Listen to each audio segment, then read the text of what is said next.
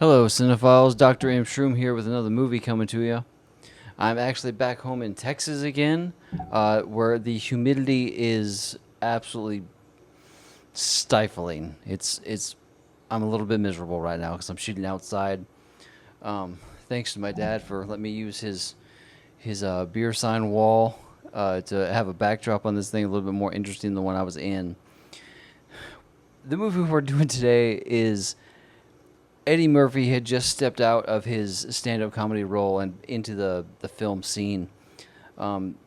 He was doing, he did Harlem Nights, and then he did Coming to America, along with he's stepping into Beverly Hills Cop. This one is about Coming to America. Absolute comedy gold. I'm just going to show you a scene real quick, just so you can get kind of the flow of this movie. He plays a prince in a fictional country in Africa called Zamunda. He plays Prince Akeem. Great role for him. He nails the accent, and then he never stops smiling. So just check this out.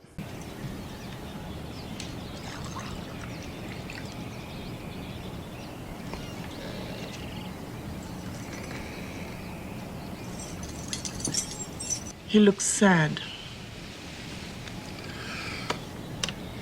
Is something troubling you, my son? No, Father. Son, please. I am more than the exalted ruler of this land and the master of all I survey. I'm also a concerned dad. Just a moment. What is he doing? It looks as if he's coming down here to talk to us.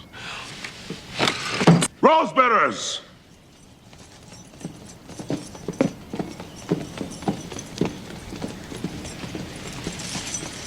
Akeem, come, sit. Now, my son. You've grown a mustache.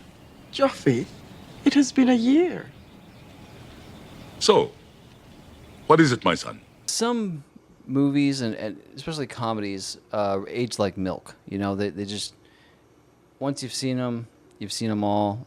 This one ages like the expensive bath water that Prince Akeem bathes in.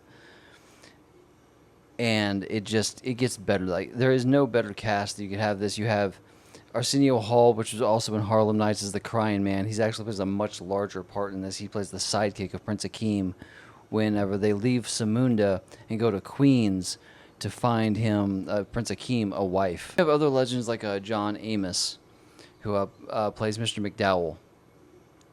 And then you have the supporting actors, though, like James Earl Jones. You kind of get to see him play like an intimidating character, but also funny. Usually he just plays a very serious character as, like, you know, the voice of Darth Vader, Mufasa. He always plays just that kind of character. But in this, you actually see him kind of be funny. And he makes you laugh quite a bit. Like, watch this scene. I always laugh at this scene just because it was so unexpected from somebody like James Earl Jones. Check this out. I am not sure if I am ready. Son, I know we never had to talk about this, but I always assumed that you had sex with your bathers. I know I do.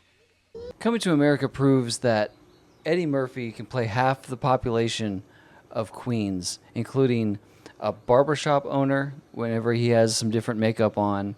He plays a singer, which Eddie Murphy is actually a musician and has a great voice. But he plays a singer that's just a little bit more over the top, wild hair, looks like a wedding singer. He also plays a white Jewish man that honestly, whenever he put that makeup on, he grabbed a golf cart and started running around the studios. And he would get out and in his normal voice say, "Hi, I'm Eddie Murphy." And nobody at Universal believed him. Nobody would believe that it was actually Eddie Murphy because the makeup was so on point. I still look at these scenes whenever he's playing the old Jewish man, and I can't see Eddie Murphy. Check this out. Damn man, Joe Louis, the greatest boxer ever lived. I'll be with you boys in a minute. He was bad in Captain Clay. He bad in Sugar Ray. He bad in that. Who that? The new boy got? Mike Tyson look like a bulldog. He bad in him too. He done whipped Mike Tyson there. He whipped all their asses. What about Rocky Marciano? Oh, there they go. There they go. Every time I start talking about boxing, a white man got to pull Rocky Marciano out their ass. That's the one. That's day one. Rocky Mountain, Rocky Mountain. Let me tell you something wonderful. All. Rocky Mountain was good, but compared to Joe Louis, Rocky Mountain ain't shit. He beat Joe Lewis's ass. That's right, he did whoop Joe Louis' ass. John Landis, honestly, as the director, did not get he didn't get praised enough. The directing, I'm just going to go ahead and give it right now a 9.5 out of 10. He perfectly blends satire and comedy and sweet romantic moments. I want to become a pop singer and a rock singer and write my own songs, produce my own songs. And then I'm going to try an actress because people tell me how talented I am. I'm a natural and stuff like that. So then I'm going to write my own stories and direct my own stories and, and produce the movies I'm doing.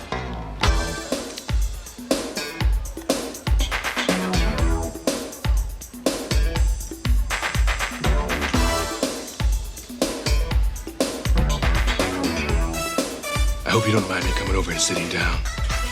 But I've been watching you all evening, and I want to tear you apart. And your friend, too. Samuel L. Jackson actually makes a small cameo as a robber of McDowell's in this. I'm going to show that at the end of this video. It's a great scene. Just to see him that young, and probably hasn't been in much up to that point. It's always fun to see him young. Going to the scorecards in this, the directing, I'm just going to go ahead and give it a 9.5. John Landis did a phenomenal job.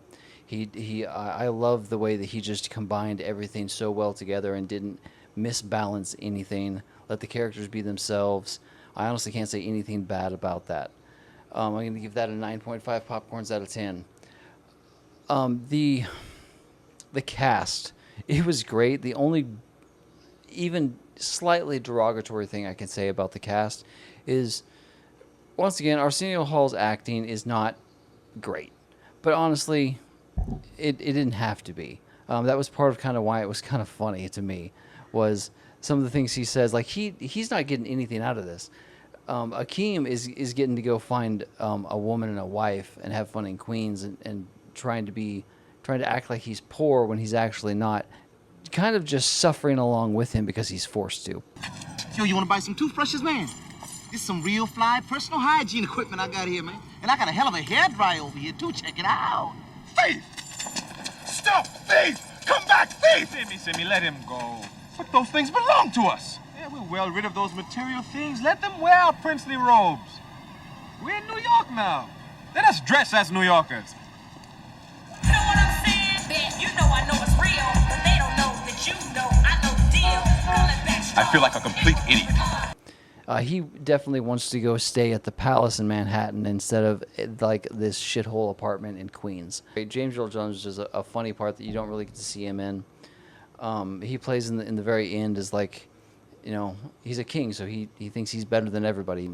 John Amos, he always feel like, as he's a restaurant owner and he's worried about, the McDonald's feud. Me and the McDonald's people, we got this little misunderstanding. See, they're McDonald's. I'm McDowell's. Huh? They got the golden arches. Mine is the golden arcs. Now, see, they got the Big Mac. I got the Big Mick. We both got 2 all-beef patties, special sauce, lettuce, cheese, pickles, and onions. But they use a sesame seed bun. My buns have no seeds. Basically, his heart rate and his blood pressure are just always elevated. Like he's just way up here all the time. With the writing, honestly, you can't beat it. The comedic timing in this, and just if you're just observing the movie, it's not something I don't think is meant to be funny, but as they try to participate in New York activities, it's hilarious. They don't understand what is happening, and that's what makes a lot of this just top-notch comedy. The cinematography, you're never gonna watch this for the cinematography. It's not anything that's super artsy or anything, but you do see that it looks pretty good. The barbershop scene was done great. It's actually Arsenio Hall playing two different parts. He's playing his servant, and he's playing another barber in the shop, and he just says a couple lines. Eddie Murphy actually plays 4 separate parts in this. He plays Prince Akeem. He plays Clarence, a barber who likes to argue about boxing. He plays an old English, Jewish man who also is arguing about boxing and advocating for Rocky Marciano being better than Joe Louis. And he also plays a singer, Randy Watson, in a band called Sexual Chocolate, which is, I didn't show this here because I hate that scene because it is so cringy and embarrassing. I can't stand to watch it again. But like, the directing, we gave 9.5 out of 10. The cast, 9.5 out of 10 for me. The writing was a 9 for me, and the cinematography, I'm going to give it a 7. It comes out as an overall of 8. I will watch this movie again and again and again. I have since I was a kid. But just watch this last scene here with Samuel L. Jackson, and you'll see just kind of some of the things they say that are just hilarious that you've never heard before, but you'll be quoting them for the rest of your life. Take the money out! All of it!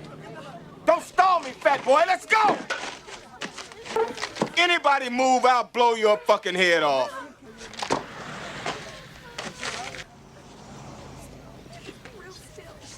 Come on! Don't stall me! All of it! Come on, come on! It would be wise for you to put the weapon down. Who the fuck is this asshole? I've warned you. I'll be forced to thrash you. Fuck you!